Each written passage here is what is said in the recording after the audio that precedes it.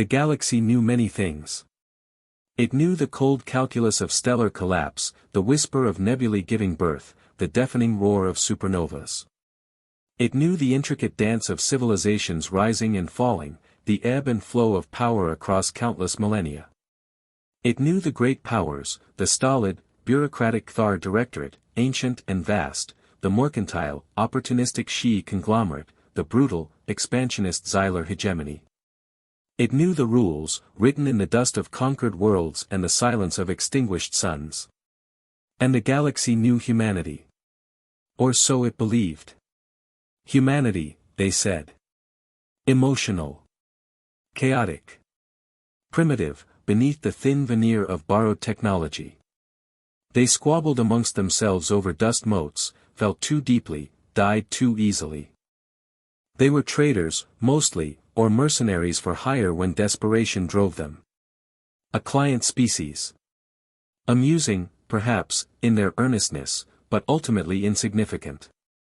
Their pleas for fair trade, for recognition, for basic dignity were met with patronizing smiles or outright derision. They were a curiosity, a footnote in the grand galactic ledger. Their warnings were the most amusing. Warnings about ecological collapse, about the instability of certain subspace geometries, about the dangers of unchecked technological acceleration without ethical restraint. The great powers, secure in their dominion, simply laughed. What could these fragile Deathworlders know of cosmic stability or true power? They clung to a single, wet, volatile planet, remarkable only for the sheer tenacity of its life. They were defined by their limitations. The Thar Directorate, in particular, found them tiresome. Humanity occupied strategic jump points, minor worlds rich in a few rare isotopes the Thar needed for their ancient, ponderous war machines. Diplomatic requests became demands. Demands became ultimatums. The Thar, whose history stretched back further than humanity's recorded memory, saw no need for protracted negotiation. They simply took. The colony world of Cygnus X-14 was chosen. Not because it was the most important, but because it was a symbol. A thriving human settlement, built with painstaking effort, proud and hopeful. Its population was deemed expendable. The Thar fleet arrived without preamble. No declaration of war, no final offer of surrender. Only the cold, inexorable advance of ships the size of small moons. The orbital defenses humanity had painstakingly constructed were vaporized in moments by energy weapons that twisted the very fabric of reality. Planetary shields, their pride, buckled and failed like wet paper. Then came the ground-to-orbit bombardment. Not targeted strikes at military installations. Indiscriminate, atmospheric incendiaries. Thermic lances that boiled seas and cracked continents. Orbital kinetic strikes that turned cities into craters deeper than their tallest spires. The stated purpose was resource acquisition. The unspoken purpose was a lesson. A demonstration. Humanity would learn its place. It would understand the futility of resistance, the crushing weight of true galactic power. The Thar fleet remained in high orbit for 3 standard days, ensuring the lesson was thorough. They monitored distress calls, transmissions of terror and agony, cries for help sent winging into the void. They listened to the dying screams, the pleas for mercy that were never answered. They catalogued the human response, the fierce, futile resistance, the desperate attempts at evacuation, the final, heartbreaking messages sent to loved ones who would never receive them. It was, from the Thar perspective, a success. A minor operation, flawlessly executed. The resources were secured. The lesson delivered. The human problem, in that sector at least, was resolved. They filed the reports, adjusted the stellar charts to reflect the new Thar territorial claim, and moved on to other matters of galactic administration. Humanity, they assumed, would recoil, collapse into infighting and despair, perhaps even wither away. But one signal escaped the culling. A tiny, battered freighter, its comms array jury-rigged from salvaged parts, jumped out of the system moments before the final atmospheric breakdown began. Aboard were a handful of survivors, their faces etched with horror, their minds seared by the images they carried. And they carried something else, a full, untainted recording of the 3 days. Not just the orbital bombardment, but intercepted Kthar communications, chillingly calm and analytical as they discussed casualty projections and atmospheric effects. They carried the screams. The silence that followed. The knowledge of what had been done, and why. This freighter, the Witness, limped its way back to Earth, the heart of humanity. Its arrival was not a moment of relief, but of devastating confirmation. The flickering projections displayed in council chambers, in public squares, in the privacy of homes, tore through the fragile peace humanity had managed to build. The images were stark, brutal, undeniable. The Kthar had not just destroyed a colony, they had committed an act of deliberate, casual extermination. They had proven their utter contempt. A silence fell over Earth and its scattered systems. It was not the silence of despair. It was the silence of shock, of grief so profound it stole the breath. Then, slowly at first, a sound began. A low hum of shared pain, a vibration of collective trauma. It grew, not into cries of anguish, but into something colder. Harder. Divisions that had fractured humanity for centuries, nations, ideologies, old grudges, evaporated like morning mist under a solar flare. Political discourse ceased. Religious differences became irrelevant. The sheer, unadulterated wrongness of the Kthar Act forged a unity humanity had never known. They looked at the empty space where Cygnus X-14 had been, at the silent screams captured in the data streams, and a singular, terrible emotion took root. It was rage, yes. But it was not the hot, blinding fury the galaxy expected. It was a cold, crystalline thing. Focused. Infinite. It settled deep in their bones, in their very consciousness. It became a part of them, like gravity or the need to breathe. From this silence, from this rage, emerged a vow. Spoken not in ringing declarations, but in quiet, utterly resolute commitments made in millions of hearts simultaneously. Never again, it was more than a promise. It was a transformation. The human species, collectively and individually, reoriented itself. Every resource, every mind, every scrap of ingenuity was now dedicated to a single, terrifying goal, ensuring that no power, galactic or otherwise, would ever again be able to inflict such suffering upon them. And, perhaps, to make the architects of that suffering understand the true price of underestimation. The galaxy, observing from afar, saw humanity withdraw. Comms went dark in outlying systems. Trade routes dwindled. The bustling, chaotic human presence on the galactic stage seemed to fade. The Kthar took note, internally congratulating themselves on the effectiveness of their lesson. The Shi'i conglomerate lamented the loss of profitable trade partners. The Xylar hegemony, ever predatory, began to eye the now silent human territories, wondering if they were ripe for the taking. They saw a species broken, perhaps dying. They saw silence. They did not understand it was the silence of intense, focused work. Of minds pushed beyond limits by grief and righteous fury. Of laboratories humming with forbidden energy. Of shipyards where hulls were being forged from materials previously theoretical. Of weapons being designed not for warfare as the galaxy understood it, but for unmaking. Decades passed. To the galaxy, it felt like an era. Empires rose and fell. Borders shifted. New alliances were forged, old ones shattered. The memory of the Cygnus X-14 incident faded from common knowledge, relegated to dusty historical archives, a footnote in the Kthar Directorate's glorious expansion. Humanity was a ghost story told to unruly children, behave, or the quiet ones will come for you, a joke. But on Earth, and in the hidden systems humanity had retreated to, time was measured differently. It was measured in cycles of research and development, in generations of engineers and physicists and strategists born and trained with a singular purpose. It was measured in the forging of ships unlike any seen before, born not of conventional physics but of a desperate grasp at the fundamental truths of reality, twisted and weaponized. They delved into the black vault knowledge, forbidden by galactic accords, whispered about in hushed tones, technology that manipulated causality, that weaponized existential uncertainty, that warped space and time in ways deemed too dangerous for any sane species. Grief was a powerful catalyst. Trauma was a potent teacher. The memory of Cygnus X-14, preserved in crystalline purity, was the fuel that burned in their furnaces. Their society became lean, efficient, utterly focused. Art and culture did not die, but they were imbued with a grim, determined edge. Every psalm was a dirge or a march. Every story was one of loss and future reckoning. Children were taught mathematics and physics alongside combat doctrines and the history of galactic indifference. There were no internal conflicts now, not of ideology or nationality. There was only the collective purpose.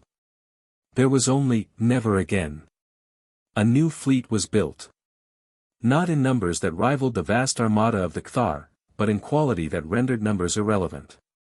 Ships cloaked not by energy fields, but by slipping momentarily out of conventional reality. Weapons that did not fire bolts of energy or kinetic rounds, but that disassembled their targets at the subatomic level, leaving behind only a chilling silence and a faint, residual temporal echo. They were ghosts in the machine, silent specters of vengeance. And they built Solace. It was not a ship, not a weapon in the conventional sense. It was an artificial intelligence, woven from the collective grief and rage of humanity, trained on the raw data of Cygnus X-14, given access to processing power that bent spacetime. Solace was not just a strategist, it was a living memory, an algorithm of vengeance, utterly focused and utterly cold. It did not feel pity. It did not feel doubt. It only remembered. For decades, they waited. They watched. Their new, unseen sensors monitored the galaxy. They observed the Cthar, still arrogant, still expanding, their ships growing older, their tactics predictable. They watched the Shi, spinning their webs of commerce and debt. They watched the Xyler, sharpening their claws on weaker species. They waited for the opportune moment. The galaxy had forgotten them. They were ready to remind it. The first indication that humanity had not withered away came subtly. A Cthar patrol fleet, deep in what they considered secured territory, simply vanished. No distress signal, no debris field, nothing but empty space where 20 capital ships and their escorts had been. Cthar High Command registered it as a navigational anomaly or perhaps pirates, though the lack of wreckage was puzzling. They sent probes. The probes found nothing. Then it happened again. And again. Always in Cthar territory. Always silent, complete disappearances. Whispers began in the galactic underbelly. Traders spoke of ghost ships or zones of silence. The Cthar grew concerned. They increased patrols, deployed their most advanced sensors. They found nothing. It was like fighting a void. The Cthar had a major forward operating base in the Cygnus sector, built over the ruins of Cygnus X-14, a final, brutal irony. It was a symbol of their dominion, a fortress meant to project power. It was heavily defended, bristling with weapon platforms, patrolled by a significant fleet. On a standard galactic cycle, the fortress received a priority transmission. It was encrypted, using old Cthar codes, but laced with a secondary, human origin signature. The transmission was short. A single, chilling message, looped endlessly, "We remember." Seconds later, reality tore open above the Cthar fortress. Not a conventional jump point, but a jagged, unstable tear in the fabric of space. From it emerged a single human ship. It was unlike anything the Cthar had ever catalogued. Sleek, obsidian black, its lines impossibly sharp, as if carved from solidified night. It bore no visible weapons, no engine plumes. It simply was. The Cthar fleet reacted instantly, a storm of energy fire converging on the anomaly. Their shots passed through the human ship as if it were not there. Phase displacement, the Cthar strategists realized, but on a scale and with a stability they hadn't thought possible. Before they could adjust frequencies, the human ship moved. It didn't accelerate conventionally, it simply reappeared microseconds later, deep within the Cthar formation. Then, the unmaking began. The human ship extended filaments of shimmering, unstable energy. They did not explode on contact. They wrapped around the Cthar vessels. For a moment, nothing seemed to happen. Then, the Cthar ships began to dissolve. Not burn, not break apart, but simply unravel. Hull plating turned to dust, internal components faded into nothingness, crew members became phantoms of light before vanishing entirely. There was no sound, only the silent, horrifying erasure of matter. In minutes, the Cthar fleet around the fortress was gone. 25 capital ships, scores of escorts, simply blinked out of existence. The human ship, silent and inscrutable, turned its attention to the fortress. The fortress commander, his voice trembling, hailed the unknown vessel, demanding identification, demanding parley. The human ship responded with another looped transmission. Not voice this time. Pure data. The recording from The Witness. 3 days of terror, agony, and death on Cygnus X-14, played back to the Cthar on the very ground consecrated by their crime. Then, the ship unleashed its primary weapon. Not on the fortress itself. On the planet. It didn't bombard. It didn't crack the crust. It did something far worse. It reversed the process of its own destruction. It began to rebuild the colony, not with matter, but with residual temporal energy, with the echoes of what had been. Phantasmal structures rose from the dust, shimmering, translucent, silent. They were the spectral remnants of homes, schools, parks, city centers. And within them, flickering like dying candles, were the ghostly outlines of the colony's population. Millions of ephemeral human forms, forever frozen in their final moments, their silent screams resonating on subspace frequencies only the Cthar systems could hear. It was a monument. A perpetual, inescapable reminder of the Cthar's crime, built from the very ghosts they had created. The human ship lingered only long enough for the Cthar garrison to understand. Then, it tore reality open again and vanished, leaving behind only the silent fleet and the spectral colony. News of the Cygnus reconstitution, as it came to be known, spread like wildfire through the galaxy. The arrogant Cthar, masters of their sector, reduced to helplessness by a single ship from a species they had dismissed. Their fleet gone, their symbolic fortress left to garrison a graveyard of ghosts. The galaxy stopped laughing at humanity. A cold dread began to take root. This was not war as they knew it. This was something else. Something born of a deeper, colder motive than conquest or resource acquisition. This was retribution. The campaign that followed was a masterpiece of calculated terror and systematic dismantling. Solace, the human AI, orchestrated the retribution with the precision of a cosmic surgeon. It did not target random Cthar worlds. It targeted the nodes of their power. Their central logistics hubs vanished, their supply lines dissolving into nowhere. Their communication network, the ancient, secure lattice that held their vast empire together, was infiltrated and silenced piece by piece, system by system. Not through brute force cyber attacks, but through subtle manipulation of the underlying cosmic constants their technology relied upon. It was like watching a giant organism slowly lose its nervous system. Cthar fleets, sent to respond, were met not with pitched battles, but with eerie, asymmetrical engagements. Human ships, often outnumbered 20-1, would phase in and out of reality, striking with surgical precision, unmaking capital ships in moments, then vanishing before the Cthar could even target them. Decoys made of manipulated spacetime would draw Cthar forces into traps where environmental hazards were weaponized, artificial singularities, controlled stellar flares, pockets of dimensionally unstable space. Psychological warfare was a key component. Before a major Cthar system was targeted, cryptic messages would arrive, fragments of the Cygnus X-14 recording, chilling statistics about Cthar war crimes, silent projections of the spectral colony. The Cthar, who had prided themselves on their stoic, emotionless logic, found themselves gripped by a growing, existential fear. They were fighting an enemy that seemed to know their every move, that could strike anywhere, anytime, with weapons that defied understanding. Their attempts at retaliation were increasingly desperate and futile. They deployed ancient superweapons, relics of forgotten wars, only to find them neutralized or even turned against them by Solace's esoteric counters.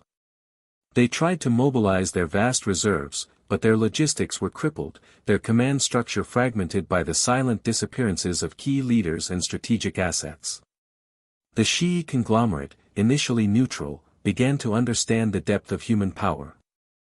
Their trade ships, previously safe, found themselves monitored by unseen entities. Deals they struck with the Cthar turned disastrous as key Cthar personnel vanished or their assets dissolved. Some Shi'i corporations attempted to profit from the conflict, selling weapons to the Cthar, only to find their manufacturing centers silently disassembled overnight, their vast wealth reduced to meaningless data streams. The message was clear: neutrality was conditional. Profit from human suffering, past or present, came with an unbearable cost. The Xylar hegemony, ever direct, sent raiding fleets into human-claimed space, expecting the fragmented resistance of decades past. They encountered nothing for weeks, pushing deeper and deeper, growing arrogant. Then, on the edge of a system humanity had designated Nemesis, the Xylar fleet was simply quarantined. Not by force fields, but by a sudden, impossible alteration of local spacetime that prevented them from jumping out or receiving external communication. The Xylar ships were left drifting, utterly isolated, unable to maneuver, trapped in a silent, inescapable bubble. Humanity didn't destroy them. They simply left them there, a floating prison, a testament to their control over the very fabric of reality. Reports filtered through the galaxy.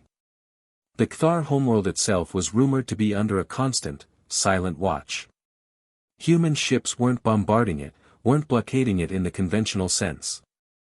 They were simply present, unseen, a constant, chilling reminder that they could end it all whenever they chose. The Cthar leadership, once so imperious, devolved into paranoia and infighting. Admirals accused each other of being human agents, politicians hoarded resources, the ancient, stable directorate began to fracture. It became apparent that humanity was not deploying conventional fleets across the galaxy. They were using a distributed network of incredibly powerful, stealthy, and self-sufficient vessels, guided by the omnipresent, cold logic of Solace. Their power wasn't in numbers, but in their ability to apply overwhelming, targeted force anywhere, anytime, using methods that baffled and terrified their enemies.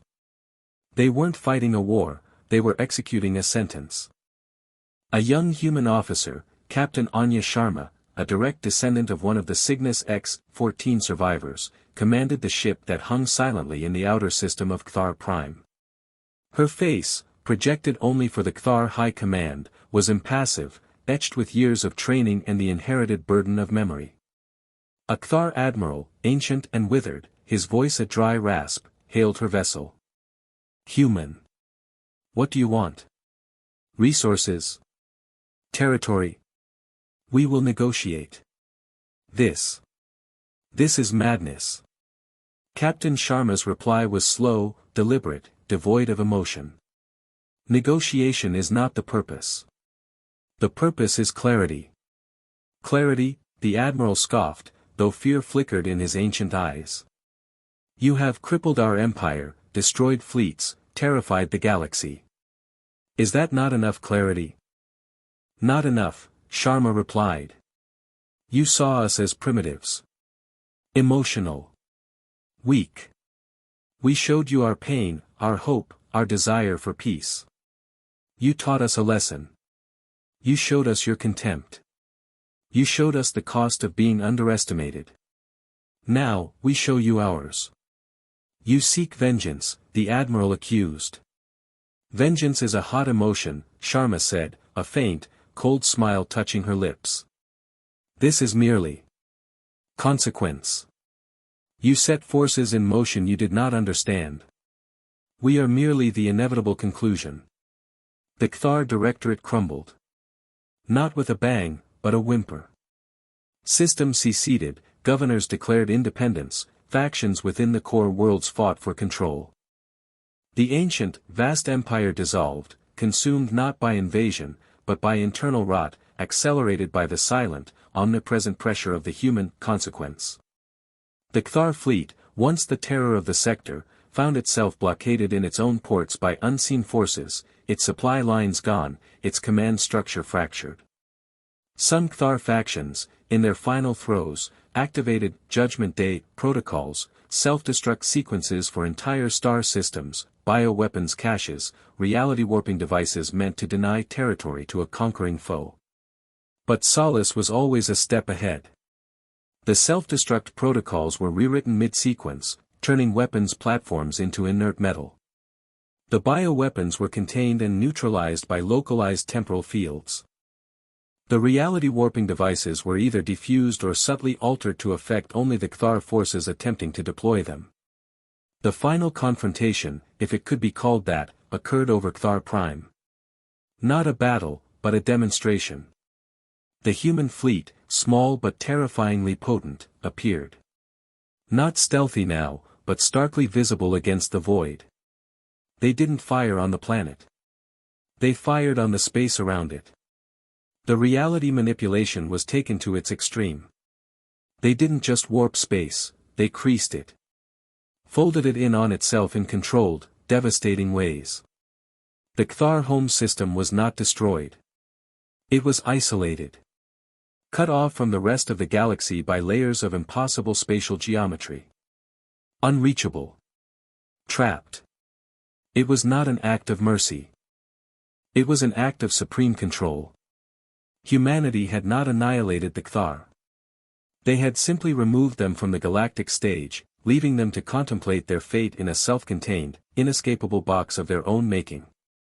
A fate perhaps worse than death for a species that craved order and control. The galaxy watched, stunned into silence. The Cthar Directorate, the ancient power, was gone. Replaced by a void. And in its place, not physically occupying its territory, but simply present everywhere, was humanity. The power vacuum was immense. Other species, long oppressed by the Cthar, saw opportunity. Rebellions erupted across former Cthar territory. The Shi conglomerate scrambled to fill the economic gap, while the Xylar hegemony eyed the newly available systems with predatory intent. But the specter of human power hung over everything. Their ships were rarely seen, but their presence was felt. Any species or faction attempting to replicate the Cthar's casual cruelty, to exploit the weak, or to threaten the tenuous new order, found itself subject to sudden, inexplicable consequences. Vital trade routes vanished. Military fleets found themselves inert. Key leaders simply ceased to exist. Humanity was not ruling the galaxy. They were regulating it, from the shadows, with cold, absolute power.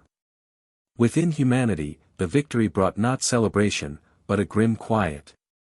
The cost had been immense, measured not just in the lost souls of Cygnus X-14, but in the transformation of their own species. They had become something hard, something terrifying.